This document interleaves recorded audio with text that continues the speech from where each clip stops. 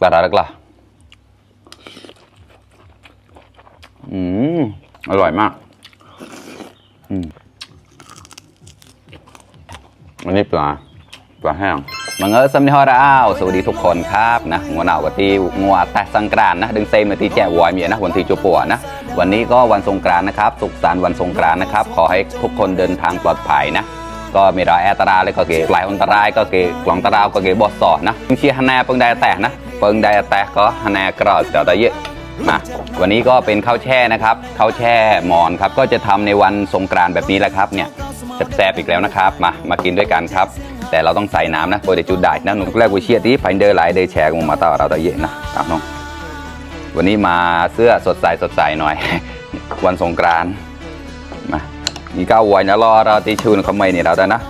กายต่อเต็กลึงเชียบเปิงได้ถึงกับหมูเจาะนงอันนี้คือปลาอินทรีแห้งนะครับมากินด้วยแล้วก็พริกทอดโอ้ยแมลงหวานก็เยอะมากเราวิเล็กลายมากมาชิมอันนี้ก่อนกระดาษกระ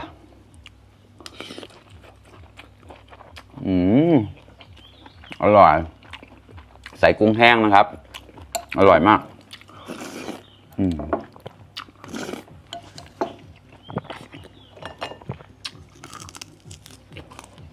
อันนี้ปลาแห้งสดชื่นมากครับบอสซอมมันกับก๊อกมันก็จุดได้อีกไก่นะ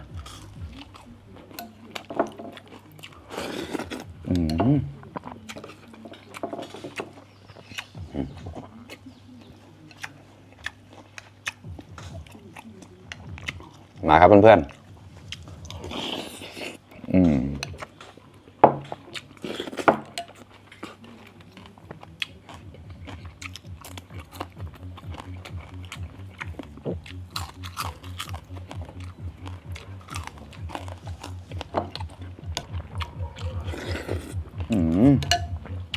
อร่อย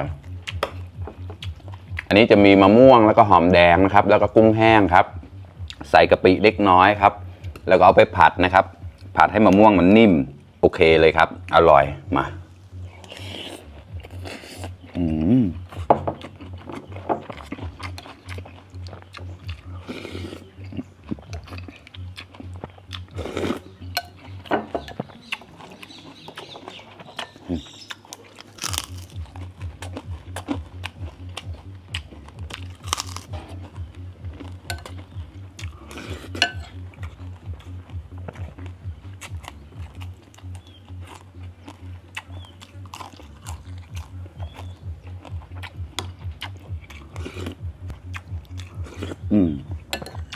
แมลงวันอาจจะเยอะหน่อย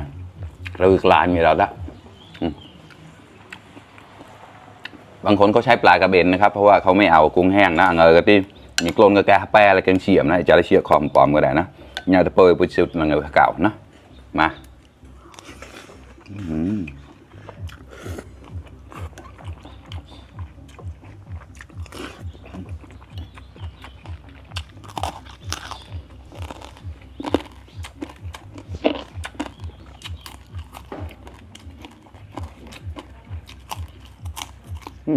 ก็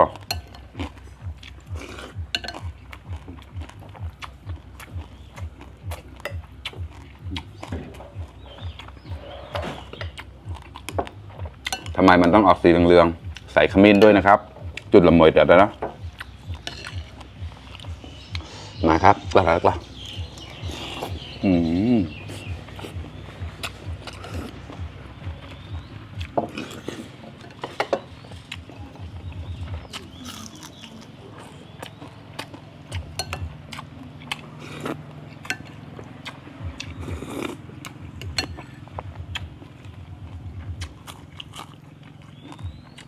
มีเพิ่งได้แต่เนาะเอาแต่เตียงเสียขอบเลยแล้วนะเอาจืดหมดมาครับ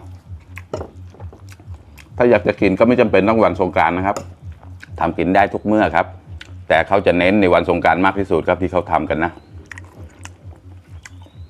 ถ้าจะอยู่ฝั่งมอญก็เกือบทุกบ้านเลยครับเขาทำนะช่วงวันขึ้นสงกรานต์นะเขาก็จะแจกผู้หลักผู้ใหญ่เขาจะเรียกเด็กๆมากินนะกกงายหนุกนกแต่นะอัปลองเฉียนะเปิงดัดนะ อืม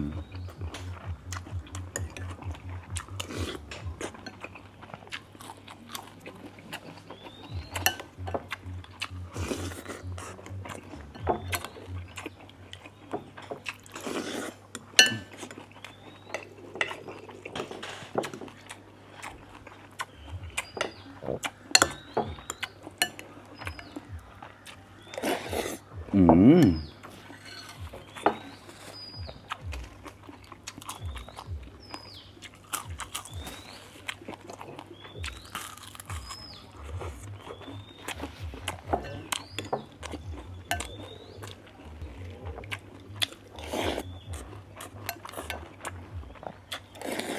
อืม